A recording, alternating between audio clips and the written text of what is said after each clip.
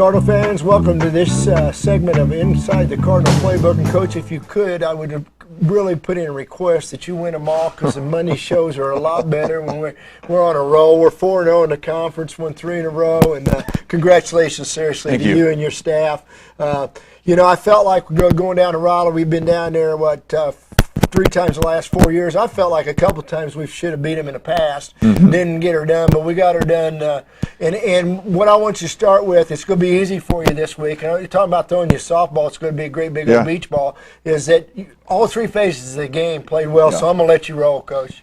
You know, it was one of those games where, you know, we started off well. We had a couple first drives and that ended in field goals, and you know, Brandon Womack continues to play well. He was our special teams player of the week and the conference special teams player of the week. The 46-yard field goal was second in the conference for the longest ever field goal, and so it was great to see him. You know, he's been rock solid all year long. He's got, like you know, he's just gotten better every week. Every single week, and you know, as a young guy, redshirt sophomore, it's nice to know that you know, his kickoffs have been good. We've done some different things with the kickoffs and pooch punts and squibs and some different things there. So it's been good to see him come along. But you know, throughout the game, as the game went along, we had some adversity situations, as often happens, and we had a guy in every phase, or several guys in every phase, step up and make a play at the time when we needed it. Sure did. And that's the biggest thing. You know, they'd come down and score, and we'd have, you know, a guy come back and make a big play, or we'd turn the ball over and we'd get a takeaway and get it right back. And those are the things I think for us, you know, in the past have eluded us. It was great to see us step into some of those situations and know, hey, somebody's going to make a play here, and it's going to be me. You know, I'm glad you already talked about special teams a little bit. What I was impressed with, and you know, I'm always preaching to these kids, and always me and you talk off the air, and Rick has to listen to it, the poor guy, all the time. But somebody has to go get it. Yep. Somebody's got to believe, even if this is a mess, I'm going to correct the mess. And I want to tell you, Nick West didn't have the best second half in the world. Had a couple interceptions. You know, he had 2 choices. He could have ducked his head and walked the sideline and gave a. He did. This is one of the really first times I've seen a guy say, "I'm gonna go get it." And you talk leadership. He drives us down there and sticks it in. And I want to tell you, the touchdown pass was right on the money in a BB. Yeah, and then you know, Staten Rebeck, who came in and you know, with some guys we had injured a little bit in the slot. He's been doing a great job all year, but catches 2 touchdown passes and makes a guy miss and outruns a guy to the end zone. He's a guy that can really play. You know, he was our offensive player of the week this week. And you know, you're talking about Nick. You know, he was frustrated with a couple of decisions he made on Saturday, as we all were. And he came up to me after the game and he said, "Hey, Coach, I'm sorry for giving you a heart attack there. I promise you it won't happen again." And I truly believe him. He's one that is, you know, unflappable. He's gonna, you know, make a mistake every now and then. I said, you know, that's part of the position. You are not going to be perfect. But, you know, what we saw him do and what you're alluding to is, you know, when you're not perfect, you gotta flush it and get on to the next play and do everything you can the next play to do right. And he did. It was fun to see. You know, defensively, and I tell you what, the quarterback for Raleigh was a good player. Yes, he is. He's young. He's going to be a good player in this league. Yeah, he was a very good player. But you guys kept bringing the pine, and you kept pressuring him. Yep. And finally, you just wore him down. You know, some of your kids, Coach, you haven't been in on some of the interviews, but they talked about that they work so hard and they try to get in shape. You know, we have won some games in the fourth quarter this year. You can see the difference. And defensively, I want to talk about that a little bit. Those motors kept running. You know, I could go and we can mention everybody, but I've seen a vast improvement with your defense from the first game of the year to now. I think we just keep getting better, and if you still look at it, there's still a lot of youth in the front 7, and you know, just the more time on task for those guys, the more they're feeling and understanding, you know, where we're supposed to be and how we're supposed to get there and all of those things, and they're doing a really good job. You know, Marqus Moye was our defensive player of the week this week, and I think he was the runner-up for the conference player of the week. I think he had 9 tackles and 3 sacks and 3 tackles for a loss. That's a pretty good stat line. His motor never stops. You know, and he's doing. Him and Jackson. There's a lot of guys making plays right now. I think Marqus is up at 2nd or 3rd in the country in sacks right now, and so we're doing some things up front that's helping the whole scheme. You know, and Coach Wabel and Coach Williams are doing a good job with those guys, and it helps the guys in the back end too when the quarterback's running around there for his life and trying to find a guy down the field, and we've been able to cover long enough most of the time, which has been good. But there's some guys playing well right now, especially in the defensive front. So we're hoping that continues. Yeah, I really see growth there, and you're right about the back end. They've been pretty consistent all year. Yeah. You've got some really good players back there that make some good plays. Again, mixing it up. We talked a little bit, and I don't want to give any secrets away, but now we're already into the 7th game of the year, going to play our 8th. With the quicker defensive team that we have. Yeah. And I know you're a defensive guy, so I really like it. Yeah, we're how's it forget that you're head coach. Yeah. Let's say we're having a couple pops together. Okay, let's talk. And I really have enjoyed the growth, but I like the speed and the way you're attacking. We kind of re-looked at things in the off season and looked at our roster, as you do always in the off season, and said, what are we and what can we be if we'd increase the guys, the speed we have on the field, and we've done that, and it's starting to show at this point. In the defensive front, especially in the secondary, you always put athletic guys out there, but in the defensive front, with the way we're rushing the passer right now, and the guys that can run at the linebacker position, and then the back end of it, we had a vision for it. Are we completely there yet? Probably not. We're playing good. We're playing really good at times. We're not to that dominant level yet. Well, you're a coach. You want the perfect game, and it's pretty hard to make a perfect game. But if you look across the board with this group, there's only 3 seniors that are starting right now, and so that means there's a whole lot left for a whole lot of guys going forward. Most of them got 2 years left. Yep, most of them, 2 or 3. So that's a good feeling to have. And offensively on Saturday too, we had a number of guys step up into some big roles with, Trey Mask, who we had gone into the game with knowing we were going to give him the ball some more. I was impressed, and you kept telling me just wait. And Rick kept saying that you told him. His time's going to come. Man, and I tell you what, he did it nice. He's a load, though. He is. 230, 225. Yep. And then Derek, as he starts to get healthy too, as we saw a lot of really good things from him last year, and he starts to get healthy and get back in shape. And there's another one that you guys haven't seen much of yet that is a special one as well. A kid out of Dallas, Texas, by the name of Marqus Robinson. That you just wait till he gets a few more opportunities here. I think you'll be impressed with some of the things he can do with the ball in his hands as well. I was impressed with some guys at the receiver position on Saturday too. Those guys graded out as a unit as high as they've graded out all year, and guys like and we talk about Nate Agarwa and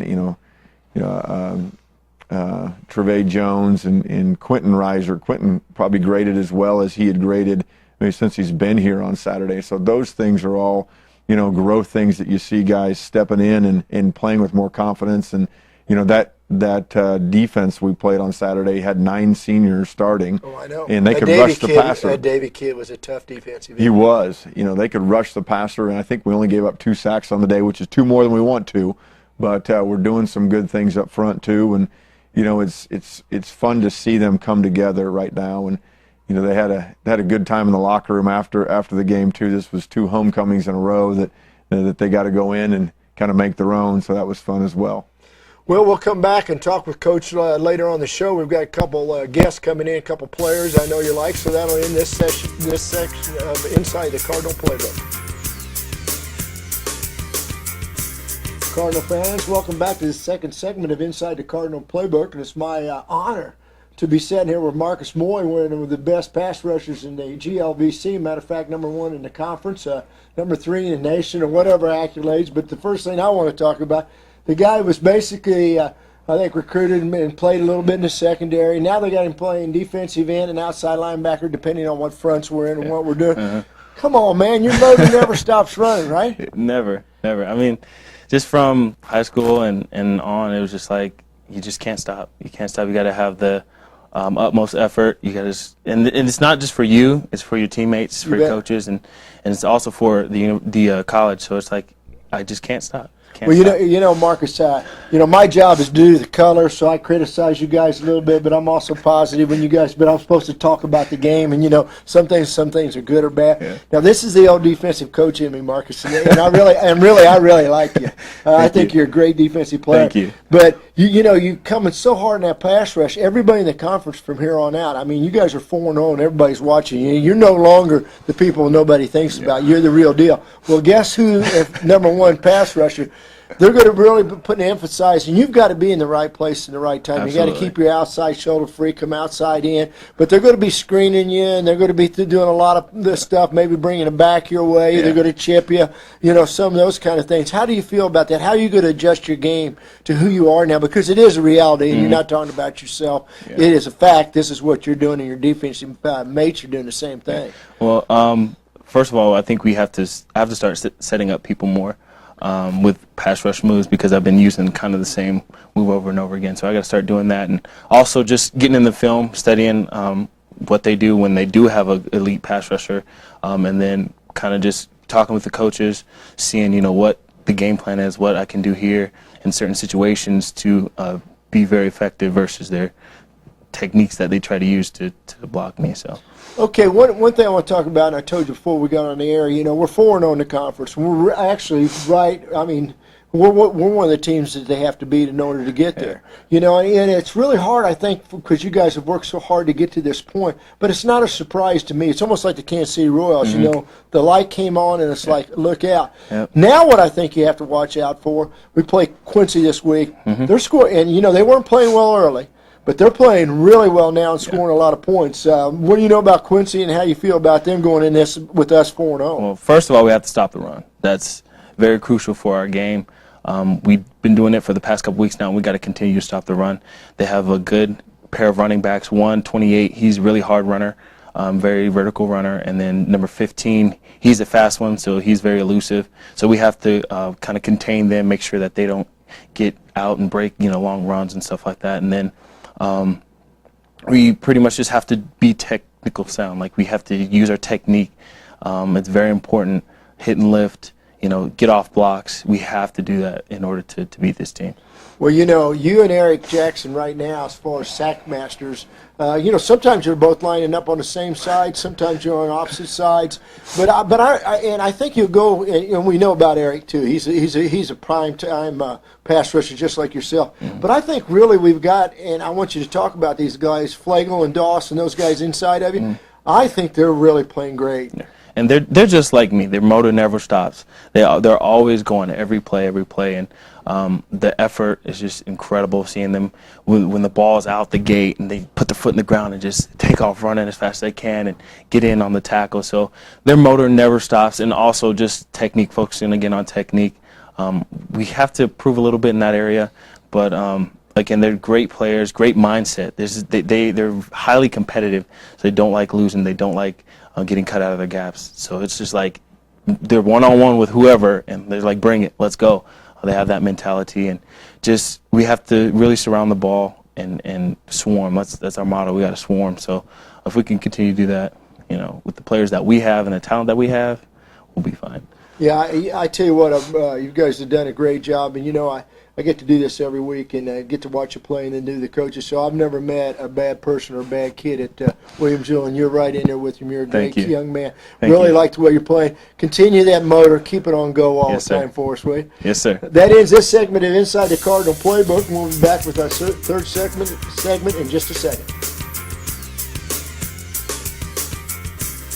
Welcome back to the third segment Inside the Cardinal Playbook, and I'm going to call you Mr. Womack, okay? Because kickers don't get any respect and should, and I've already kind of prepped you for what we're going to talk about, but I'll tell you what, you've done a great job of it. You really have. You came in and you took over the duties, and we've had a pretty solid kicking game here for a couple years, and I know you've been waiting your turn. And you did a good job early. You talked about missing the extra point, but from then on you've been nails. How do you handle that pressure as a kicker? We were talking about the Chiefs yesterday. Santone kicked the winning field goal, and every time you come out, I know you feel like you don't get a second play to overcome anything you do. You have to perform if you're a kicker right then. How do you feel? How do you handle it? Well, as a kicker, I basically get maybe 1 or 2 shots a game. You go out there for one play, and if you make a mistake, it's over. I mean, people, that's all they're going to see. You can't go back out there and redo it or work even harder. It's all about that moment your foot makes contact with the ball. And so for me, really what I do is just every time I try to do the exact same thing. Every time I'm in a game or in a practice, I take my 3 steps back, I line up my hips with the middle of the field goal, take my 2 steps over, I'll take a step back, and then I'll sit there for a second, look up at the field goal, take a deep breath in, release my air, look at my holder, signal to them I'm ready, and then ball snapped, we go. So you have a repetitive thing like all kickers that you do all the time. You know, people give you guys a bad time, but it's almost like playing golf too in a golf swing. You know, and I'm a big golfer, so I know exactly what you mean. You have to kind of focus and go through the same thing over and over again, and you really do picture in your mind. But like I was telling you, I noticed you laughed a little bit. You didn't see it, which you're a great teammate, just I'm sure like everybody else on the Cardinal football team. But you also have to have a good snap and a good hold. You want to talk about your snapper and holder? Oh, Dylan Shamble. Last year, he kind of came in and he was doing some of the short snapping duties for field goal. Had a couple bad games, so they brought him out. And so we had Thomas Swoboda snap all basically last year. But coming into this year, we knew he was going to be the starter. Mm-hmm. And so me and him have become closer. We talk all the time now, basically sit together at dinner or lunch. And he's really done really well, I think, honestly. I mean, I honestly wouldn't have anyone else out there with this from anywhere because sometimes it's not necessarily how good you snap, but the bond. He had a couple of off snaps, but our holders are doing amazing. Last game it was DJ Balaj, and he caught a couple that may have been left or right. Other than that, they were all right to him. And then I got one blocked earlier this year. Right. But Dominic Bassesi was holding. He holds for the home games for me. And he stood up out of a crouch and caught this ball, got it down for me. Yeah, and I mean, if one of our O-linemen hadn't slipped, I would have been able to kick it. And it's just amazing the fact that the holder can stand up, make the catch, and get it down, and we can still get it off in 1.4 seconds. How, you know, people, you know, just casually think that all that works. How much do you guys really work on the snap, the hold, and the actual place kicking itself? Well, the timing is super important in any sort of kicking game, punting, field goal kicking. Basically, we try to get it under 1.3 or exactly at 1.3 because at that point, guys off the edge can't come and get it. Right. And so in practice, we'll have guys, our fastest players, just firing off, and they'll block it. They'll block it in practice all the time if we don't get it under that time. And so basically, what I'm doing is I'm looking right at the holder as the ball is snapped, and as soon as his hand comes up to catch the ball, I start going. Okay. So I don't go when like some kickers do when the ball is put down. I go before, and I'm just praying that the holder will get it down where he usually does every time. So it truly is rhythm. It truly is like a golf swing. It's everything. It has to work together, and it's just endless, isn't it? Yes. Practice, practice, practice.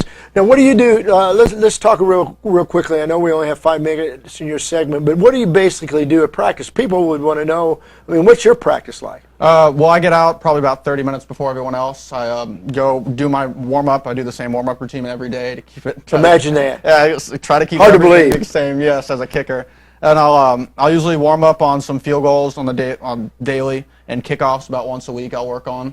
And then so during practice, you know, they're always on the field, so it's harder for me. So basically what I'll do is I'll kick from the sidelines, and I'll try to hit it from like the 10-yard line from the sidelines, try to go through the field goal. So it creates a harder angle for me. And so I'll work that, or I'll even work on the goal line and you try to hit the uprights. That way you know you're kicking's right down the middle. Right. And then I've heard of that. Yeah. Being a home football coach, I have heard of that. Yeah. And then basically height drills. I actually like getting the ball really high on my field goals. And so I'll just do anything like that. Well, real quickly, I think we're running out of time. But kickoff, you big guys have been doing a lot of pooching and you've done a few squibs, but a lot of pooching in particular. And you swung and missed at one the other day, and we about got the turnover. It looked like a great call by the specialty teams. And I'm glad you're laughing about it because you got a good sense of humor. But I've whiffed on a few 9-irons myself and popped the ball up. But you whiffed to hit it on top. How'd you feel about that? Did you take your eye off of it? Was that the key? Well, I came in and they wanted me to pooch out of a full run-up, and I'm used to pooching out of basically my field goal steps so I can get underneath it. And so I came up and I saw the returner kind of pulling up, and I didn't the main back returners.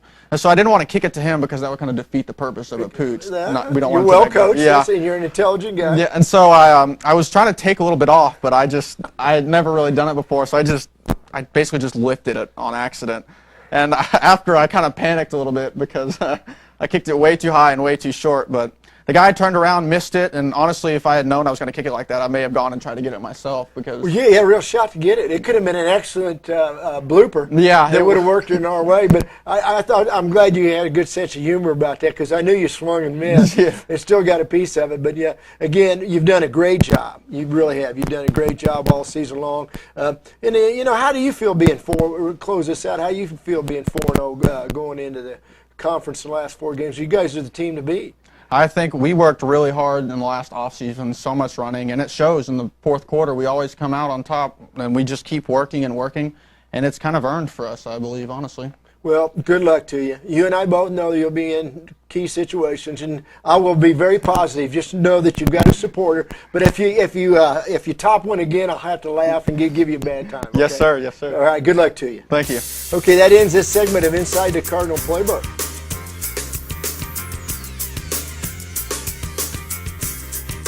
Cardinal fans, welcome back to the last segment of Inside the Cardinal Playbook. And, Coach, I know that you don't like to talk about this, but we're 4-0 in the conference now.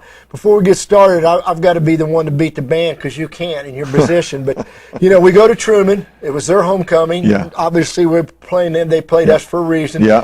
It was packed. Yeah, it was. Okay, we go to Rolla, and it was more crowded than it was at Truman. It was packed. There was no place to sit. There was more people at the Rolla game, and I've been playing there for a lot of years. Oh, yeah. As a player in the MIAA, as a coach in the MIAA for 6 or 7 years, and then this is our 3rd time playing them here. That's as many people as I've seen at a game at Missouri Rolla or at Missouri S&T in 10 years. Well, so they're doing some good things. Well, Cardinal fans, here's to my point. We are 4-0. We play at 1 o'clock against Quincy, who's scoring a lot of points. It's a good football team. I think they're 4-3 or 3-4. Yeah, 4-3. They're the same as us. Yeah, yep. 4-3 going into this.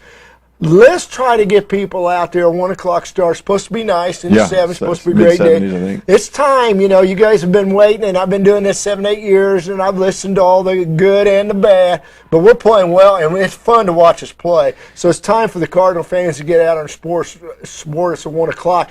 Now, enough of this speeching and getting off my pulpit. We're 4-0. I'll put them. Now, this will be the fastball I'll throw at you. You're 4-0. How you feel about that as a coach?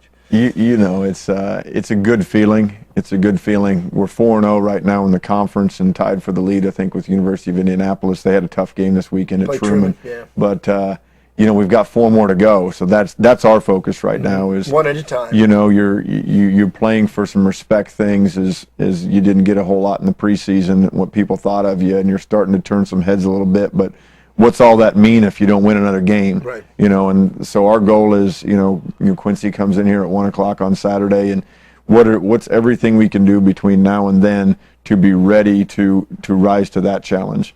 And that's the approach we've taken in this stretch, and our players have gravitated to it, and I think they will again this weekend. Well, Cardinal fans, that ends this week inside the Cardinal Playbook. It's been a lot of fun, and we hope we can continue that fun. But this is a big ball game, probably the biggest game that the Cardinals played in the game of football in a long, long time in the conference. So hopefully we'll see you all out here at William Joe College at 1 o'clock on Saturday, and let's just keep that streak going. That'll do this week inside the Cardinal Playbook.